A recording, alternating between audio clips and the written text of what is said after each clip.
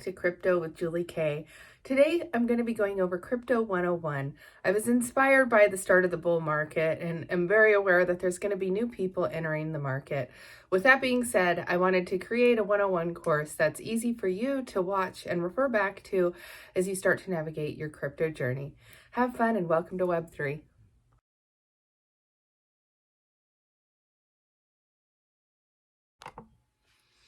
Most customers get started on a central exchange. I myself got started on a central exchange. When I first talked about crypto and trading it, I had an ad for Robinhood kind of popped in my head, and I just remembered everyone at the time was talking about Robinhood.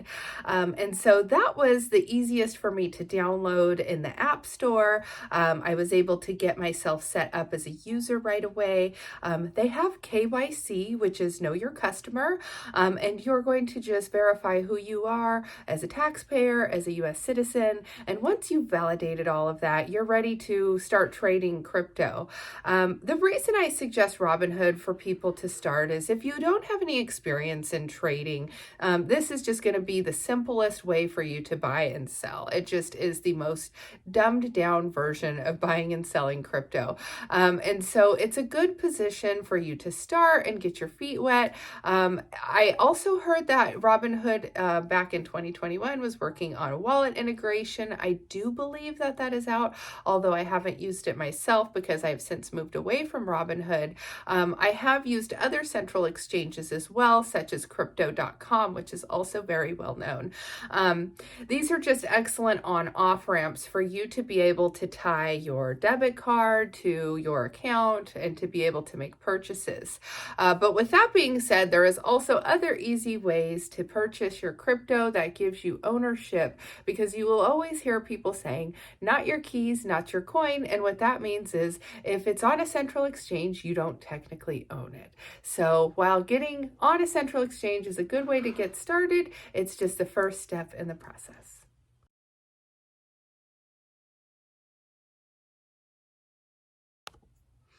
A decentralized platform is when you go to set up the wallet yourself.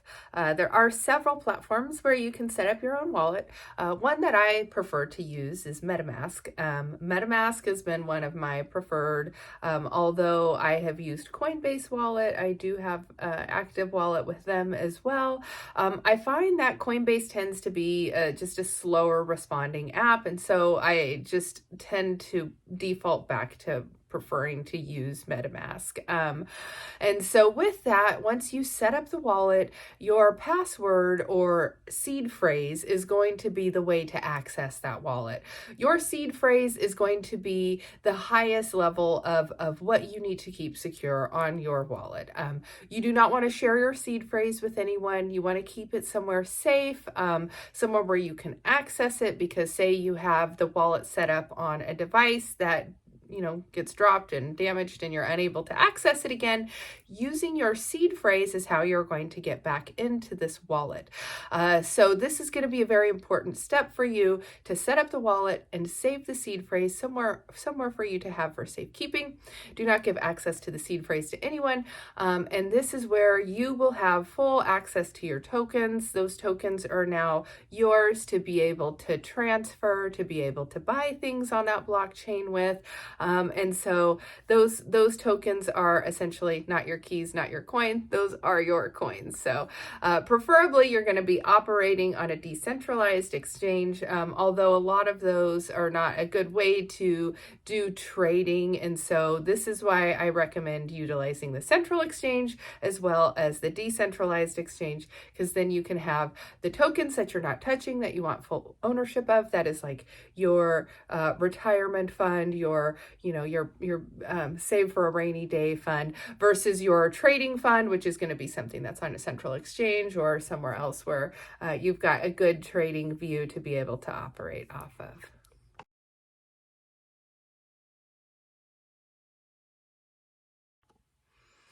The highest level of security is going to be found on cold storage. Cold storage is going to be something like a Ledger, which is one of the most popular cold storage brands. The Ledger is a way to keep these items offline. What that means is, as you are navigating your way around the blockchain and Web3, you're going to be needing to access certain contracts and signing rights. And as you are logging in with your wallet and signing these contracts, you're essentially allowing somebody access into your wallet.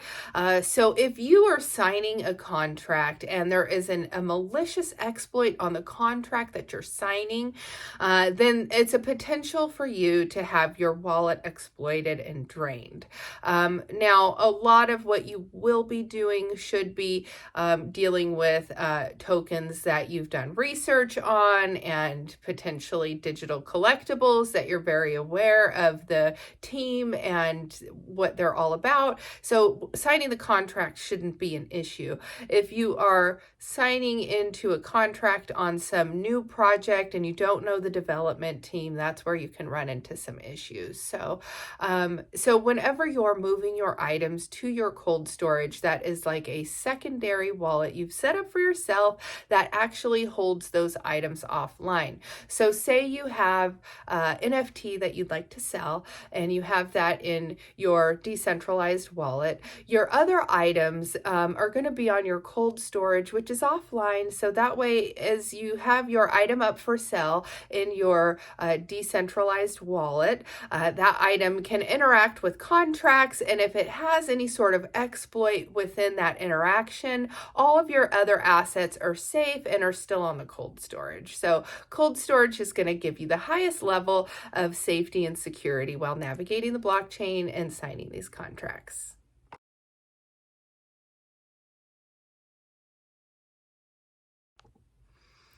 When transferring coins and tokens around the blockchain, you have to be sure that you're being safe and cautious with the moves that you're making. You want to make sure that any websites, any team notifications, any links that you go to touch are coming from your verified accounts and that you're not just, getting scammed, because there's going to be a lot of those, especially as the bull market occurs. You're going to find some scams that pop up that look extremely close to the official thing, but they will be slightly off. So you just always want to slow down and be sure that you're doing your own due diligence when you're making any sort of transaction on the blockchain, because it can also cost you if you make some sort of hasty decision and you click something you're not supposed to and it's a wallet drainer, which that does happen. So also, when transferring coins around the blockchain, there's what you're going to incur is called gas fees.